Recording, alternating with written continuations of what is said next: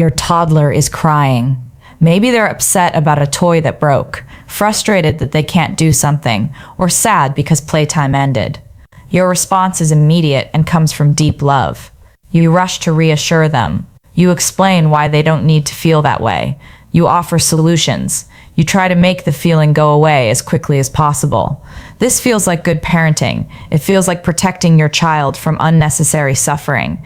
But neuroscience shows that when we try to fix our toddler's feelings during emotional distress, we're sending a message their developing brain interprets very differently than we intend. And over time, this pattern can actually create a sense of emotional unsafety rather than the security we're trying to build. If you find yourself constantly trying to talk your toddler out of their feelings, offering immediate solutions to their distress, or feeling anxious when their emotions last longer than you think they should, this video will help you understand what's happening in their brain and what developmental psychology suggests we do instead. You are not harming your child by trying to fix their feelings. This is one of the most natural, loving responses a parent can have. It's what most of us do instinctively. It's what caring looks like in our culture. The intention is always protection and comfort. You want to ease their pain. You want them to feel better. You're trying to teach them that problems have solutions and that difficult feelings don't have to last. These are all expressions of love. But the toddler brain processes this fixing differently than we expect, and understanding that difference allows us to offer support in ways that actually build emotional security rather than accidentally undermining it. The reason these early years matter so profoundly for this particular pattern is because this is when children are forming their foundational sense of whether their emotions are safe, whether they can trust their internal experience, and whether they need to manage their feelings differently than they actually feel them. Between birth and age 3, your child's nervous system is learning whether emotional experiences are acceptable as they are, or whether they're problems that require immediate correction. This learning shapes everything from their anxiety levels, to their self-trust, to their capacity for emotional intimacy decades later. Research in developmental neuroscience shows that emotional safety for young children doesn't come from having their feelings fixed or changed. It comes from having their feelings witnessed and accepted as they are. This is a critical distinction that most well-meaning parents miss. The toddler brain is not yet capable of the kind of rational reframing or problem-solving that fixing requires. Their prefrontal cortex, the part responsible for that cognitive work, won't be fully developed for many more years. What they have instead is a limbic system processing raw emotional experience and a nervous system constantly checking whether that experience is acceptable to their caregiver.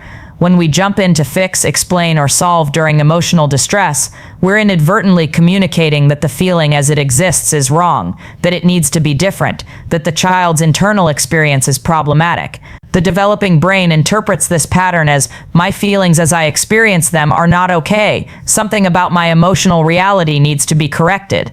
This creates a fundamental sense of unsafety, not because the parent is being harsh, but because the child learns they cannot trust their own internal experience as valid. The first way that trying to fix feelings creates unsafety shows up in how children learn to interpret their own emotional signals. When a toddler is upset and the parent immediately responds with, "You're okay, you don't need to cry, it's not that bad," the parent believes they're offering perspective and comfort. They think they're helping the child see that the situation isn't as dire as it feels. They're trying to prevent the child from suffering over something small. But neuroscience shows that to the toddler's brain, this message translates very differently. The child feels genuinely distressed. That distress is real in their body, in their nervous system, in their emotional experience. When you tell them they're okay when they feel not okay, or that something isn't sad when it feels sad to them, you're essentially telling them their internal signals are wrong, that what they're experiencing isn't real or valid. Over time, this teaches them to distrust their own emotional information. Developmental psychology finds that children who are consistently told their feelings are different than they actually are begin to doubt their own perception. They learn that their internal experience cannot be trusted, and that they need external validation to know how they should feel. This creates chronic anxiety because they're constantly checking outside themselves to determine if what they're feeling is correct or acceptable. They lose connection to their own emotional compass because it was repeatedly corrected during these formative years. The long-term effect is an individual who struggles with self-trust, who experiences significant anxiety around their own feelings, who constantly seeks reassurance from others about whether their emotions are valid, and who may become disconnected from their authentic emotional experience because they learned early that their feelings as they experience them are unreliable. The fixing that felt like helping created a fundamental unsafety with their own internal world. What to do instead is validate the feeling exactly as the child experiences it without trying to change it.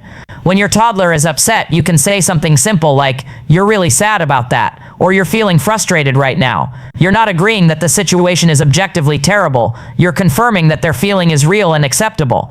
Your tone is calm and matter-of-fact. You're showing them that their internal experience can be trusted, that feelings don't need to be corrected, and that you can receive their emotional reality without needing to change it.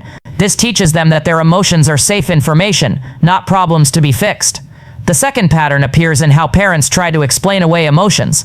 When a toddler is scared or worried, many loving parents immediately launch into explanations. "There's no reason to be scared because this is completely safe," or "You don't need to worry because I'm right here and nothing bad will happen." The parent is trying to provide cognitive reassurance.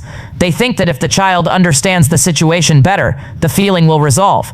Parents rely on this because it makes logical sense to the adult brain. If fear is based on misunderstanding, then understanding should eliminate fear. It feels productive and educational. It feels like teaching your child to think rationally about emotions. But research in developmental neuroscience shows that toddlers cannot use cognitive information to regulate emotional states. Their emotional brain and their thinking brain are not yet integrated in a way that allows logic to override feelings. When we try to explain away their emotions, we're asking them to do something their brain development doesn't yet allow. More importantly, we're sending the message that their emotion is based on faulty thinking that needs correction rather than being a valid response that deserves acceptance. Neuroscience finds that when children consistently have their emotions explained away, they learn that their feelings are evidence of misunderstanding rather than meaningful information. They begin to experience their emotional responses as embarrassing mistakes rather than natural human reactions. This creates shame around emotional experience and teaches them that feeling afraid or worried means they're not thinking correctly, which creates more anxiety because now they're anxious about being anxious. The hidden long-term effect is chronic self-doubt and hypervigilance about their own emotional responses. These individuals constantly question whether they should be feeling what they're feeling. They experience significant anxiety trying to determine if their emotional reactions are justified. They learned early that emotions are often wrong and need to be corrected through better thinking, so they develop an adversarial relationship with their own feelings. The fixing created fundamental unsafety with their emotional self. What to do instead is acknowledge the feeling without needing to explain it away. When your toddler is scared, you say you're feeling scared with a calm, accepting tone. You don't immediately launch into why they don't need to be scared. You let the feeling exist as valid information from their nervous system. Your presence communicates safety more than any explanation could. After they've calmed, if they seem curious, you might offer brief, simple information. But during the emotional experience, your job is acceptance, not correction. This teaches them their feelings are trustworthy responses rather than cognitive errors that need fixing. The third way fixing creates unsafety shows up in how parents immediately offer solutions during emotional distress. A toddler is crying because they can't reach a toy, can't make something work, or lost something they wanted. The parent immediately jumps in to solve it. They get the toy, fix the problem, or replace what was lost. They think they're being helpful. They think they're teaching problem solving and showing their child that challenges have solutions. Parents do this because watching their child struggle feels intolerable. The instinct to rescue is overwhelming. They believe that quickly solving the problem will stop the suffering and teach the child that help is available when needed. It feels like responsive, attuned parenting. But developmental psychology shows that this pattern teaches children that their emotional distress is something that requires immediate external intervention rather than something they have any capacity to tolerate or work through. When we rush in with solutions every time they're upset, their brain learns that uncomfortable feelings are emergencies that must be immediately eliminated. They learn that they don't have the capacity to sit with frustration, disappointment, or difficulty, because those feelings are always removed before they have any chance to experience them. Neuroscience finds that distress tolerance, one of the most important capacities for emotional health, develops specifically through experiences of feeling uncomfortable and discovering you can survive it. When we prevent those experiences by immediately fixing every problem that causes distress, we prevent the neural pathways for distress tolerance from developing. The child's window of tolerance for discomfort actually becomes narrower rather than expanding because they never practice being in that space. The long-term effect is someone who experiences any negative emotion or challenge as intolerable and who requires immediate external solutions because they never developed internal capacity to be with difficulty. They may develop significant anxiety about problems arising because they learned that problems cause feelings they cannot manage on their own. They may become dependent on others to solve difficulties or feel helpless when immediate solutions aren't available. The fixing that felt like helping created unsafety with their own capacity. What to do instead is allow some space between the problem and the solution while staying emotionally present. When your toddler is upset because they can't do something, you acknowledge their frustration. That's really hard. You're working on it. You stay nearby with calm energy, but you don't immediately fix it. You give them maybe a minute or two to be frustrated, to struggle, to experience that difficulty exists, and they're still okay. Then if they truly need help, you can offer it. But you've given their brain the essential experience of tolerating discomfort with support nearby, which is what builds genuine capacity. This teaches them that problems don't require immediate fixing, and that they have some internal resources for managing difficulty. The fourth pattern is perhaps the most subtle, and shows up in the urgency and anxiety parents bring to their child's emotions. When a toddler becomes upset, the parent's own nervous system activates. They become subtly tense, rushed, or anxious in their energy. Their tone says, "We need to make this stop." Their body language communicates discomfort with the emotion. They may stay present and try to help, but underneath is a clear message that this feeling needs to end quickly because it's creating distress in the parent. Parents do this because their child's pain activates their own nervous system. It's genuinely hard to witness distress in someone you love. The parent's anxiety about the child's emotion is often unconscious. They think they're simply being helpful and efficient. They don't realize their own discomfort is visible and communicable to the child. But research in developmental neuroscience shows that toddlers are extraordinarily sensitive to their caregiver's nervous system state. They read subtle cues of tension, urgency, and discomfort. When the parent's energy communicates "your feelings are making me uncomfortable and need to stop," the child's brain interprets this as "my emotions are a problem for the person I depend on." This creates a deep sense of unsafety because the child learns that their emotional experience causes distress to their primary source of security. Neuroscience finds that children who sense their caregiver's anxiety about their emotions often develop heightened emotional reactivity and anxiety themselves. They become worried about their own feelings because those feelings clearly cause concern in their safe person. They may start suppressing emotions to protect the parent, which creates disconnection from their authentic experience. Or they may escalate emotions unconsciously seeking the calm acceptance they're not receiving. Either way, the parent's fixing energy rather than accepting energy creates unsafety. The hidden long-term effect is chronic anxiety about having emotions, difficulty expressing authentic feelings in relationships, and a belief that their emotional needs burden others. These individuals often struggle with asking for support, showing vulnerability, or allowing themselves to feel freely because they learned early that their emotions create distress in others. The anxious fixing created fundamental unsafety with emotional expression itself. What to do instead is regulate your own nervous system first, before responding to your child's emotion. When your toddler becomes upset, notice your own internal response. Take a slow breath, soften your body, remind yourself that their emotion is not an emergency. Then you respond with calm, grounded energy.